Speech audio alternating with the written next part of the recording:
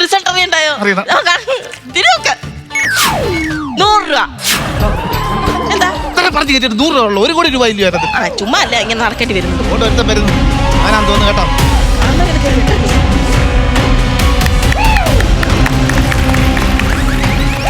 ഓ ഇന്നത്തെ കേരളം എടുക്കട്ടെ. ഇന്നത്തെ കേരളം വേണ്ട, പഴയ ആ ഹരിത കേരളം, അച്ചപ്പുള്ള ഹരിത കേരളം കിട്ടാൻ വഴിയുണ്ടാ? അത് കിട്ടാൻ വഴിയുണ്ടാ? തന്നര തന്നര താനാന തന്നര തന്നര താനാന ആ കേരളം കിട്ടും. അത് കിട്ടത്തില്ലെങ്കിൽ ഇത് കൊണ്ട് ഈ കേരളത്തിന്റെ ഇപ്പൊ പൊക്കോളാം. എല്ലാരും ചോദിക്കും ഇന്നത്തെ കേരളം ഇന്നത്തെ കേരളം പറയേണ്ട കാര്യം. ജോലിയുടെ ഭാഗമായിട്ട് ചോദിച്ചാൽ ആരും മനസ്സിലായില്ല. എന്നെ മനസ്സിലായില്ലായിരുന്നു.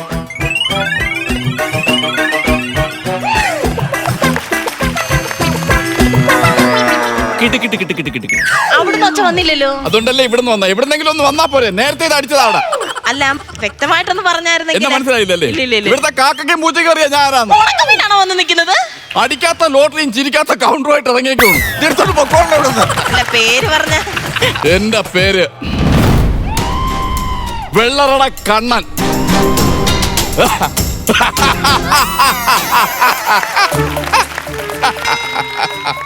വെള്ളറട കണ്ണൻ.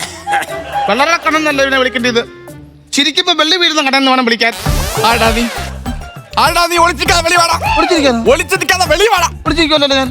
ഈ മീശയുടെ പിറകെ ഒളിച്ചിക്കാതെ വെളി വരാൻ. ആടാ നീ. അല്ലല്ല ചേച്ചേ എന്തോ വിശേഷം? എന്തോ ഉത്സവം കാണാൻ വന്നാന്നോ? ഉത്സവം കാണാനല്ല വന്നല്ല, ഉത്സവം കൊളാക്കാൻ വന്നേ. പിന്നെ കഴിഞ്ഞ ഉത്സവത്തിൽ നടന്ന സംഭവം നടന്നെന്തോ? എന്തുവാ? ഒരുത്തൻ ചൂട് കപ്പലിന്റെ തൊലി എന്റെ കണ്ണിലേക്ക് ഊതി വിട്ട് വിടോ ഞാൻ അവനെ എന്റെ കയ്യിൽ കിട്ടിയ പൊരിക്കും ഞാൻ അവനാ. ഈ നിസാരം കപ്പലിത്തോലൊക്കെ ഇങ്ങനെ കണ്ണിട്ടെന്ന് പറഞ്ഞോണ്ട് വഴക്കുണ്ടാക്കാൻ നടക്കരുതേ. വഴക്കുണ്ടാക്കും ഞാൻ. എനിക്ക് നഷ്ടപ്പെട്ട എന്തൊക്കെയാ? നാടകം, ഗാനമേള, മിമിക്സ്. അയ്യോ പ്രോഗ്രാം ഏജൻസിയുടെ ആളായിരുന്നു ഈ കപ്പലിന്റെ തൊലി ഊതി വിട്ടപ്പോ ഇത് മൂന്നും എനിക്ക് കാണാൻ പറ്റിയില്ല. ഞാൻ പിടിച്ചു വെച്ചിരുന്ന പേപ്പർ, ന്യൂസ് പേപ്പർ ആരെ എടുത്തോണ്ട് പോയി. അങ്ങനെയൊക്കെ ചെയ്തു കഴിഞ്ഞാൽ അവനെ കിട്ടിക്കഴിഞ്ഞാൽ ഫസ്റ്റ് ഞാൻ ചെയ്യണം എന്താണെന്നറിയോ? ജംഗ്ഷനിൽ കൊണ്ടിട്ടിടിക്കും. എന്നിട്ട് അവിടുന്ന് മാർക്കറ്റിൽ പോവും, അവിടെ ഇട്ടിടിക്കും. എന്നിട്ട് അവിടുന്ന് നമ്മുടെ ജിംനേഷ്യത്തിന്റെ ഫ്രണ്ടിൽ കൊണ്ടിട്ടിടിക്കും. ഈ പാടത്തിന്റെ സൈഡിൽ പോവും, അവിടെ നല്ല ഏരിയ. ഞാൻ അവന് ഗൈഡ് പോകാൻ വന്നല്ല, നിങ്ങൾ പറയുന്നിടത്ത് പോയി അവനെ കിട്ടിയതായിരിക്കും. അങ്ങനെ ആ മീശ വെച്ച ആളാണ് തന്റെ പുറകെ നിൽക്കുന്നത്. അവനാ പറയുന്നത്.